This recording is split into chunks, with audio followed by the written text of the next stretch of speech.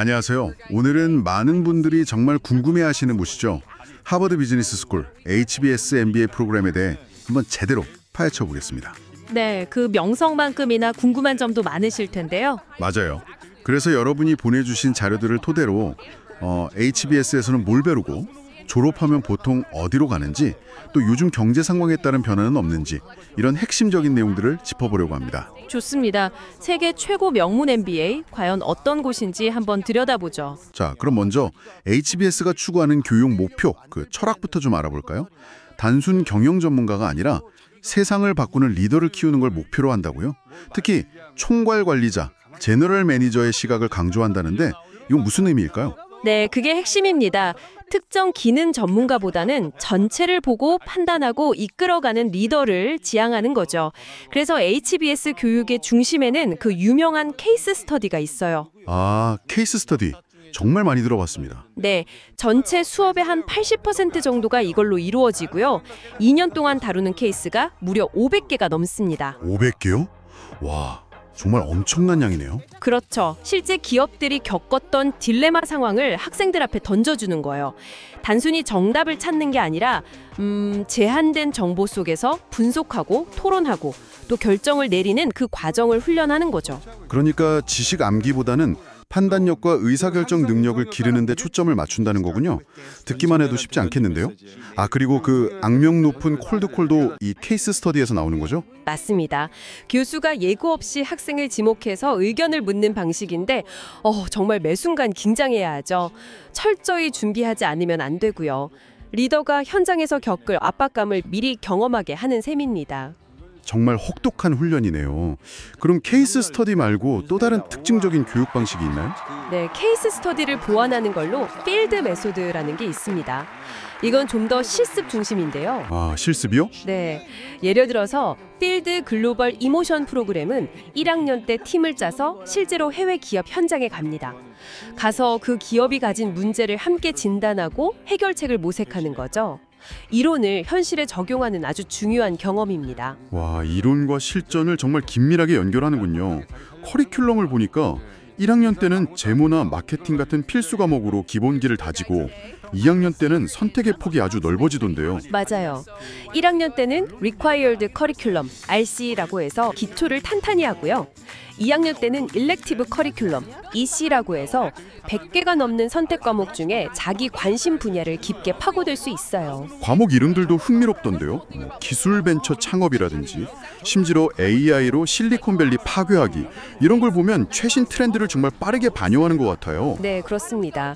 그리고 HBS 내 다른 대학원 수업이나 심지어는 MIT 슬론 같은 다른 학교 수업을 들을 수도 있고요. MD MBA나 JD MBA 같은 공동 학위 프로그램도 있어서 융합형 인재를 키우려는 의지가 강하게 보입니다. 그런데요, 제가 자료 보면서 정말 흥미로웠던 지점이 있어요. 예전에는 HBS 하면 뭔가 경영자 사관학교 같은 이미지가 강했잖아요. 그렇죠. 약간 그런 느낌이 있었죠. 근데 최근에는 기업가 정신, 그러니까 창업을 엄청나게 강조하는 분위기로 바뀌었다고요? 졸업생 절반 이상이 창업 경험이 있다는 통계는 와, 이거 정말 큰 변화 아닌가요? 네, 맞습니다. 이건 굉장히 중요한 변화예요. 시대가 바뀌면서 학생들이 직접 뭔가를 만들고 새로운 길을 개척하려는 요구가 커졌거든요. 학교도 이걸 아주 적극적으로 받아들인 거죠. 학교 차원에서도 지원이 많겠네요. 그럼요. 럭 센터 for Entrepreneurship 같은 전담 센터를 운영하고 창업 관련 선택 과목도 엄청 늘렸습니다. 실제로 2024년 졸업생 중 14%는 졸업하자마자 바로 창업을 선택했어요. 14%나요? 대단하네요.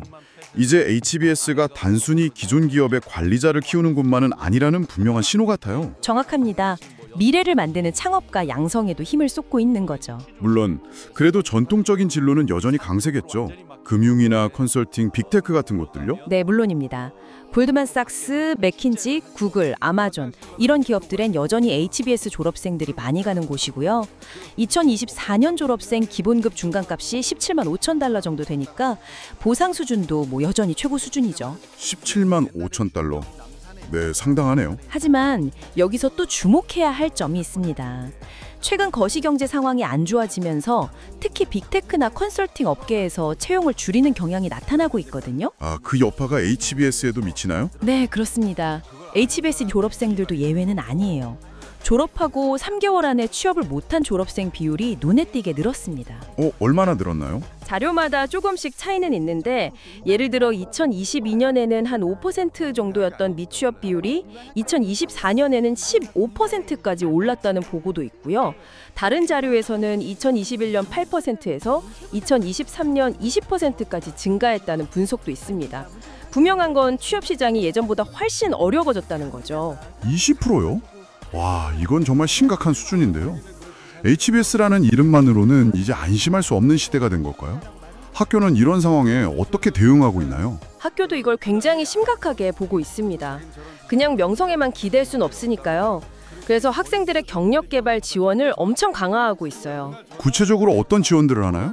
예를 들면 AI 기반으로 이력서를 분석해서 부족한 기술 역량을 파악해 주기도 하고요. 60명이 넘는 전문 커리어 코치가 있고 150개 이상의 네트워킹 프로그램이나 워크숍을 운영하면서 학생들 취업을 정말 밀착해서 돕고 있습니다. 변화에 적극적으로 대응하는 거죠. 그렇군요.